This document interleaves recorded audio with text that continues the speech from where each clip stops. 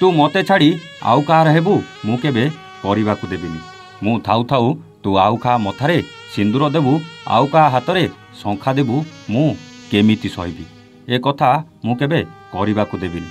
तू मो सहित राति परे राति काटी आउ का सहित राति काटिबाकु जाउछु मु केबे सही पारिबिनी। रास्ता मझिरे एमिति कथा प्रेमिक को कही चलथिला 5 वर्ष धरी भल पाउथवा सुंदरी प्रेमिका। कौन थिला पूरा घटना जानिबा पई आसंतु आरंभ करिबा आजिर एक कहानी। हेलो हाय नमस्कार स्टोरी प्रतापर आउ एक प्रेम कहानी को आपन को स्वागत। मेला बुलिबाकू जाई अक्षय सहित देखा हुए पाख गाँर रश्मि सहित। रश्मि देखिबाकू खूब सुंदरी थिला आउ अक्षय भी कम हैंडसम नथिला। नुआ नुआ यौवन में पाद देइथिबा सुंदरी रश्मि से मेला भितरे अक्षयर आखिर इशारा को भल भाव पढ़ी सारिथिला। आउ से भिड़ भितरे इशारा इशारे आरंभ होइतिबा प्रेम गभीर हेबाकू लागिला। धीरे धीरे उभय अनेक बहाना करी लुचि लुचि मिसिबाकू लागिले। केतेबेले गाँ बाहर थिबा बुदा मूले देखा करुतुले तो केतेबेले किछि भी बहाना करी सहर जाई मिसुतले। एमिति कि रश्मि तांको सांग घरे अछि कही अनेक थर होटेल रे अक्षय सहित राति काटुथला।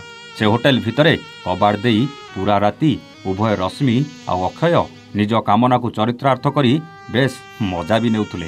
देखु देखु एमानक प्रेम को बीती जाइथिला 5 वर्ष। आउ एई 5 वर्ष भितरे प्रेमिका रश्मि सहित बीतैथिबा सेई मुहूर्तर सबु मजा खुशी को भूली परिवार लोके ठीक करिथिबा आउ गोटे झियो को बाहा हेबाकू जाउथला प्रेमिक अक्षय, जहाकू रश्मि प्रथमे जानि पार नथुला। जो अक्षय दिने रश्मि सहित कथा नहेले राति रे निद हो नथुला, जो अक्षय दिने रश्मि सह देखा करबाकू पागल हो जाउथला, सेई रश्मि को भूली आउ काहाकू बाहा हेबाकू जाउथला। प्रथमे अक्षयर बाहाघर ठीक हेबा विषय किछि जानि नथिबा रश्मि जेतेबेले ए कथा अन्य आडू जानिला ता पाद तळु जेमिति माटी खसी जाइथिला आउ सुजोग को अपेक्षा करिथिला। दिने रश्मि अर्जेंट अछि बोली कही अक्षय को देखा करबाकू डाकिला। आउ सेई समय रे गाँ लोकंकु डाकी समस्त को एकाठी कला रश्मि। आउ तापरे अक्षय को ता मथारे सिंदूर देबाकू कहला। प्रथमे राजी हेउ नथुबा अक्षय परे राजी हेबाकू बाध्य होइतिला।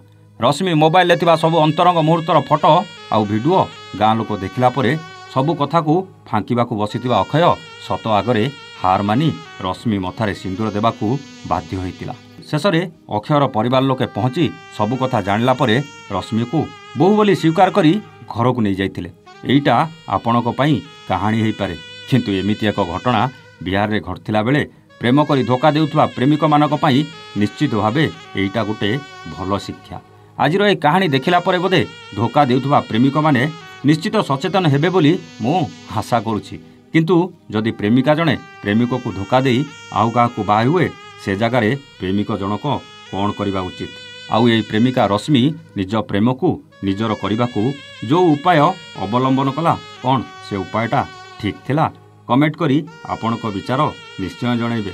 रोचु नमस्ते, जय जगन्नाथ।